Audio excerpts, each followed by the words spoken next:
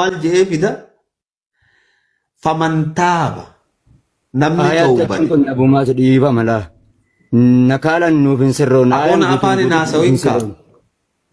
dubara Abu Muaz seeraan nuuf fassari jaane ga Abu Muaz way Nakaalan afaan oromootitti adabbii. afaan oromootitti adabbii qixaata jiilcha maali afaan oromootitti nakaalan jechuun Adabbii nakaalan jecha juu barbaadde mamma bayaan. Adabbii rabbi biraa taate min Allahi rabbi biraa taate siin jechuudha. muraa jedhe gaa kanaafu harka irraa muraa jedhe gaa muruu Obsinuun raasa. Aboo akkamii haasawina duba nu afaan haasawuu jirti nu gaafatteeti. inni yaada isaa fixatu achi Amma booda bayaan isin obsa. Na gaafatee na ifii deebisaasa. fix jechuun haa fixu achi booda ajajuma kana waan Fixadhu rabbiitiin ayye. ajajni rabbii kun raawwatamu Anaaf raawwatu fixa, naasifa anaaf. mansuuqa itti deebina inshallah Obsi dhaabbadhu. Nakaalan min Allahi adabbii rabbi biraa taate. Amma qaxicii tana yoo fuuneetu malakkii harka kana muraa kan jennu taate namicha shilingii hatees hate jaama. Namichi miliyoona hatees hate jaama. Lachuu harkaan murama. Quban jennee beeka.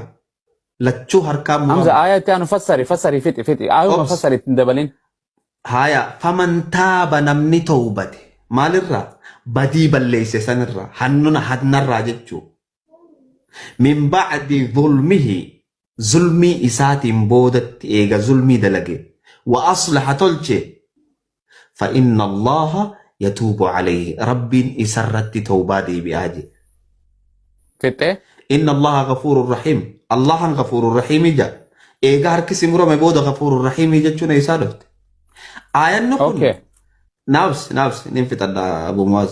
Aayanni kuni tawbaadhaanii xumure. Aayanni tawbaan xumuru immoo muraan asii kun harka muruudha akkasitti harka qad goonee as keenyee shilingii hatees harkuma murra dhibbaa hatees harkuma murra yoo kan jennu taate waan jedhamne deemsisaatii akkasuma. miti. Sii galee? abdiin Kanaafuu isaa naabs. Saraqa jechuun hate jechuudha. Saariq jechuun ammoo hatticha. Hattichi shilingii hatus hattichumaa beek. Miliyoona hatus hattichumaa beek. Hattuun hattuudha. Tana keessatti muraa jechuun kun laata dhiiroo harka muraa jechuudha. Faqxacuu aydiyahumaa ayanni jedhu kun.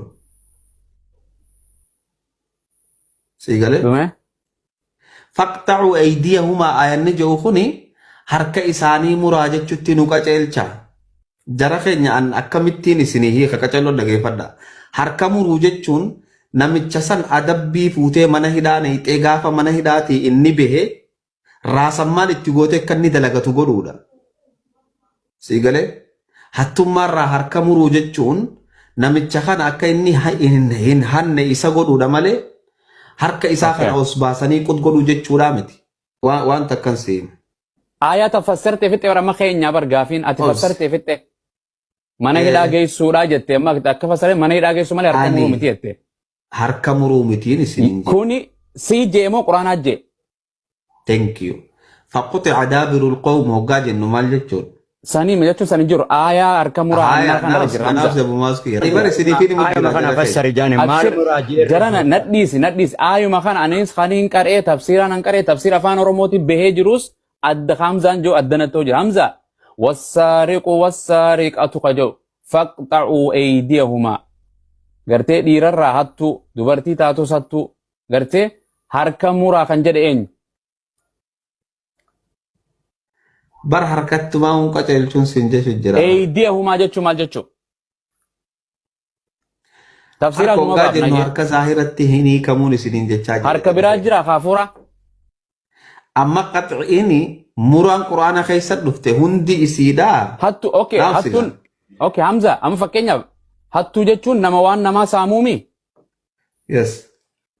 kitaabni kun seera shari'aadhaa miti constitution seera rabbiitii miti nakaala min Allah jennee dubbisnee jirra seera rabbi irraa dhufeemi Adabbii rabbi biraa dhufte jechuudha. adabbii rabbi irraa dhufte nama gartee rasuulli himee jira alayhi salaam jechuun isaatu akka jee walawlaa faaximatu bintu faaximaanti yoo so'atte harkini muramti jedhe so waan jee aayaan qur'aanaa yoo namni waa hate jeneraal godhe hin himne maqarratti kan rasuulaati manqaa jechuun irratti hatan diraama qabe kana hunda itti waan itti hatamu nama hate maal godhaa jedhe Rasuulaatu hime Abu minallah Muaz. quraanaan siin jechuu jira osoo intalti ya Faatimaan hattee ni muraadkisi ni muraan ooltu jedhe waan jedhe aayaa amma dubbanne kana eessara eenyu biraa dhufe nakaan aayaan kun Ayanni Allah biraa dhufe. Allahan hattuu maal godhaa jedhe dhiiraa fi dubartii Laala amma gaakki goonu gaafii akka goonu makaan waan asirra jiru bira filis naabsi Abu Muaz gaafii abbaa wannin mamma bayan gaafate harka murutti in amanuu naan jedhe ani duraan jechuun quraana sanumaan naabsi amma gaafii mamma bayan bira kunnee teetitti haa dabarru.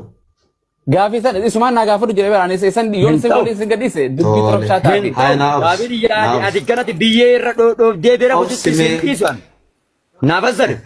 Abu fassare Muhammad Hamzaan fassare anaatu waanuma inni fassare tanaan gaafachuu jira. Aayuma kanaanu akkinitti amanu afaan arabiffaa ka jiru sitti hattuu dubartiitiif hattuu dhiiraa rabbiin harka isaanii mura kuni jilcha nakaalan gartee rabbi irraa tahee jedha harka muraa jedhamuun jedhu quraanni aayaan. Bar zaahir